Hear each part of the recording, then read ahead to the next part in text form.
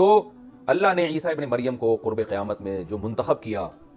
कि ये उस दौर में नाजिल होकर इस्लाम का दुनिया में बोलबाला करेंगे, तो एक बहुत बड़ी हिकमत इसमें यह थी कि ऐसे पैगंबर की सिलेक्शन हो रही है जो आते ही साइंस को चैलेंज करना शुरू कर देंगे, मुर्दों को जिंदा करेंगे और पैदाइशी नाबीना की आंखें वापस लौटा देंगे, पुतले में पुतला बना के फूंक मारेंगे, वो जान पड़ जाएगी उसमें। तो इस तरह के मोजज़े जो इंसान उसमें हैरान हो जाएगा कि भाई ये अकली लिहाज से मुमकिन नहीं है। तो एक हिकमत की वजह तो ये हो सकती है कि अल्लाह ने हजरत ईसा का इंतखाब इसलिए किया। दूसरी वजह यह हो सकती है कि इस्लाम के खिलाफ, इस्लाम को दुनिया में गालिब होने से बचाने के लिए जितनी रुकावट यहूदी कर रहे हैं, जो आज जैसे इसराइल देखें कितना बड़ा इस्लाम का दुश्मन है, और हर बड़ी साजिश के पीछे आप तहकीक करें तो उमूमन इसराइल का हाथ होता है। तो अल्लाह ताला ने हजरत ईसा अलैहिस्सलाम को इसलिए भी मुंतखब किया हो कि हजरत ईसा को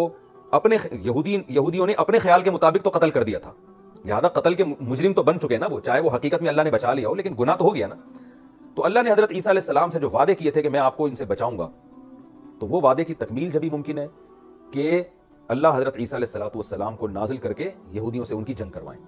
और इस्लाम की राह में सबसे बड़ी रुकावट चूंकि यहूदी है, इस्लाम को दुनिया में गालिब होने से उनकी साजिशें, उनकी चालाकियां, सबसे बड़ी रुकावट चूंकि ये है, तो लिहाजा अल्लाह ने इनको खत्म करने के लिए इनके सबसे बड़े दुश्मन ईसा इब्न मरियम का इंतखाब किया, क्योंकि यहूदियों का जितना इख्तिलाफ ईसा इब्न मरियम से था इतना किसी से नहीं था, हजरत ईसा अलैहिस्सलाम से।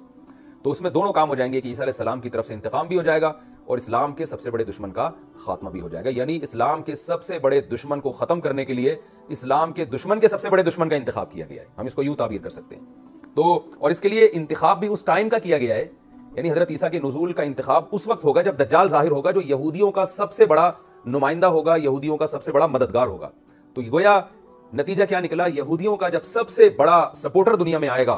तो इस्लाम के भी सबसे बड़े सपोर्टर जो यहूदियों के सबसे अगेंस्ट है, ईसा इब्न मरियम, वो दुनिया में नाजिल होंगे। और कुरान में अल्लाह ने एक और हिकमत बयान की है, वइन्नहु लइल्मुल लिस्साअ, कि ईसा इब्न मरियम अल्लाह की तरफ से एक क़यामत का इल्म है, यानी उनका नुज़ूल ये इसकी अलामत होगी कि क़यामत करीब आने वाली है। और अल्लाह ने उनको आयत की निशानी बनाया, अपनी ये खुद ईसा इब्न मरियम का ज़ाहिर होना एक अल्लाह की कुदरत की दलील होगी। तो इसलिए अल्लाह ने इन दो बुनियादी वजूहात की वजह से ईसा इब्न मरियम का इंतखाब किया है। तो एक वजह यहूदियों की दुश्मनी, दूसरी वजह इस्लाम का गलबा, दूसरी वजह उनके मोजज़े कि वो साइंस को चैलेंज करेंगे, वो मोजज़े।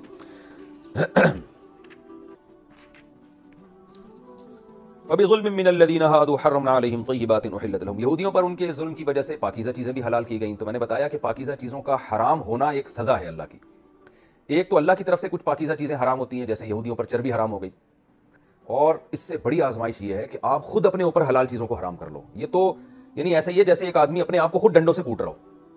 खुद अपने आप को जेल भेज रहा हो। ये उससे भी बड़ा जुर्म है जो आज उम्मत मुस्लिमा बहुत बड़ी तादाद में कर रही है। आज लोगों को उलमा की गाड़ियां समझ में नहीं आती, कैसे आलिम है ये लैंड क्रूजर में घूम रहे हो। भाई ये लैंड क्रूजर का इस्तेमाल एक पाकीज़ा चीज़ है, कोई हराम के पैसों से किसी ने खरीदी हो तो ठीक है, हलाल से अगर हदिये से भी खरीदी है, एक मिसाल दे रहा हूं मैं, बोलते उलमा के पास ये इतनी बड़ी बड़ी गाड़ियां हदियों की नहीं होती, लेकिन अगर हदिये से भी है तो हदिया भी तो एक पाकीज़ा माल है ना। नबी सल्लल्लाहु अलैहि वसल्लम के पास भी हदाया तोहफे आया करते थे,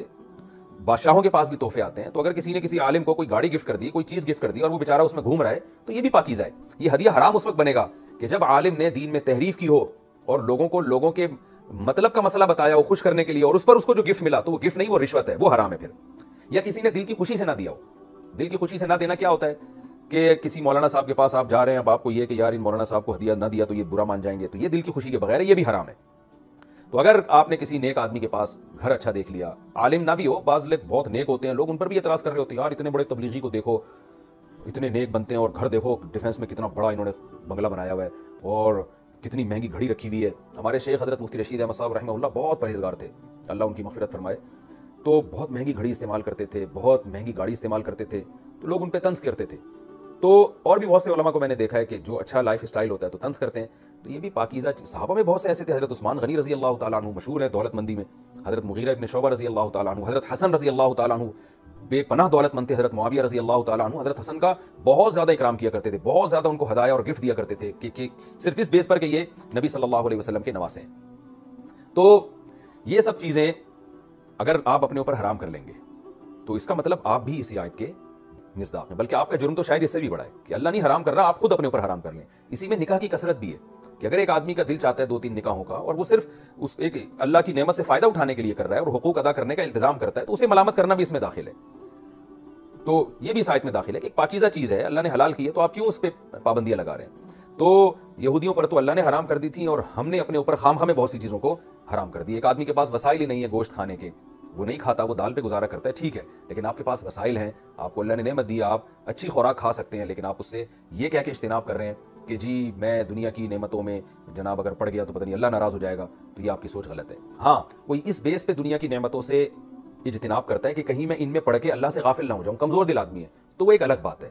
तो वो इसलिए वो कह रहा है कि मेरा हाजमा नहीं है इतना कि मैं ये चीज़ें बर्दाश्त कर पाऊँ। जैसे एक आदमी कहता है मैं अच्छी गाड़ी, अच्छा बंगला रखूंगा तो मेरे दिल में दुनिया की मोहब्बत पैदा होगी, तो इस बेस पे वो झोंपड़े में रहता है तो ठीक है, लेकिन फिर उसके लिए पैसा रखना ठीक नहीं है। फिर पैसा आए सारा सदका कर दे, पैसा रखा भी हो और इस्तेमाल भी ना कर रहा हो, तो ये शख्स शरीयत की नज़र में कंजूस कहलाता है। ये सादा या सादा मिजाज नहीं कहलाता। हमारे नबी ने जो सादा जिंदगी गुजारी है उसकी वजह यह कि आपके पास दौलत आई तो आपने रखा ही नहीं है, उस दौलत को रखा नहीं, सुबह आई तो शाम से पहले सारी